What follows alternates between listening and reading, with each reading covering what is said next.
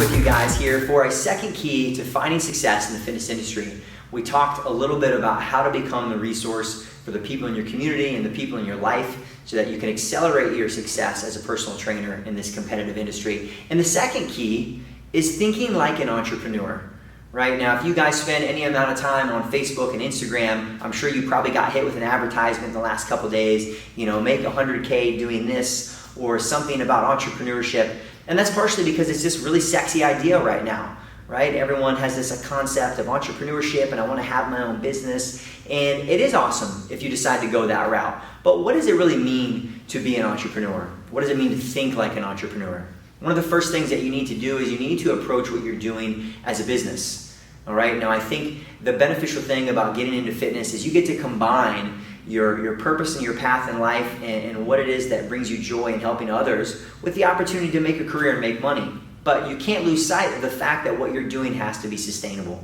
And this is where this kind of starving artist mentality, underserves so many people across all industries, but especially in personal training, right? Because you're going to get into it, you're going to want to learn about exercise and nutrition and help people, but you've got to start to take all of that passion, all of that drive, and create systems and start to see it as this business entity that, not only when it gets into everything from looking at your pricing structure, right? Let's say you're not working in a traditional box gym where those things are taken care of for you, but you start to train clients on your own. How are you training clients? How are you billing clients? Are you taking cash and checks as they show up? And then what happens when they don't show up? You've got no consistency in your income. Or are you billing them on a monthly basis? Where you can develop some consistency and maybe you discount them for that. Those are all these kinds of questions and concepts that when you get down to thinking about okay, cool, I want to be an entrepreneur. I like this idea of being able to build my own training business. But when I start to make decisions, do they fit in do they fit in with what an intelligent business owner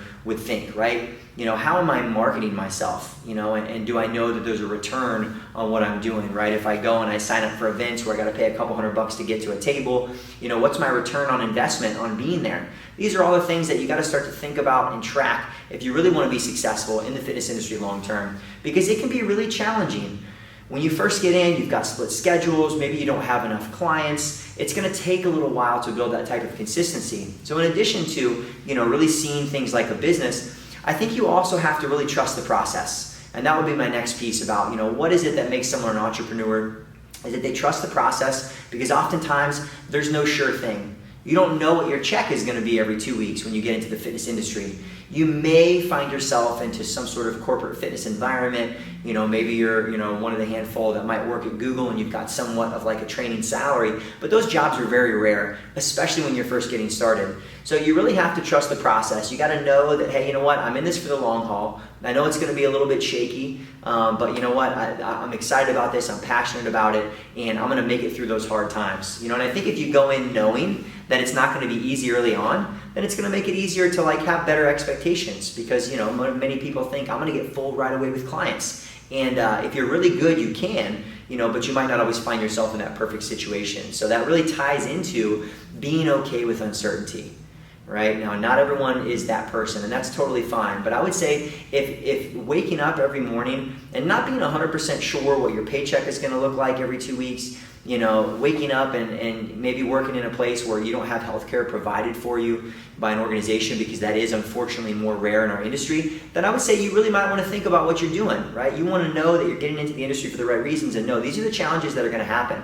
But if you're passionate about it, there's definitely great money to be made. Otherwise, I wouldn't be standing here talking to you guys right now.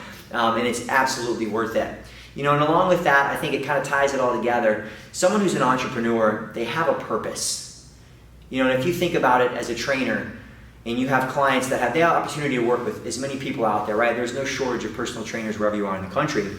They want to work with someone who stands for something. Right? Now, this just doesn't mean that they get a good sense of your personality and they like you, but they know that, this is what you're driven by in life, and you're out there to make a bigger difference in people's lives. That's exciting. People want to be around that, and that energy, it's contagious. So if you have that, it's not going to be hard to pick up clients. But if you're really having to work to find that, you really got to dig down deep and figure out, why am I getting into this in the first place? Is it because becoming a personal trainer sounds sexy? Which it is. Hey, I get to wear gym clothes every day, but it's going to be challenging along the way, and you want to be driven by that bigger purpose. especially if some of you end up transitioning further down the road into administration, maybe having truly your own business. Maybe somewhere along the way, you want to own your own facility. What is it that's going to separate you? What's going to set you apart? And it's going to have to be not only that bigger picture purpose and that why, because people want to relate to that, but that's going to be the only thing that keeps you going when the times get tough.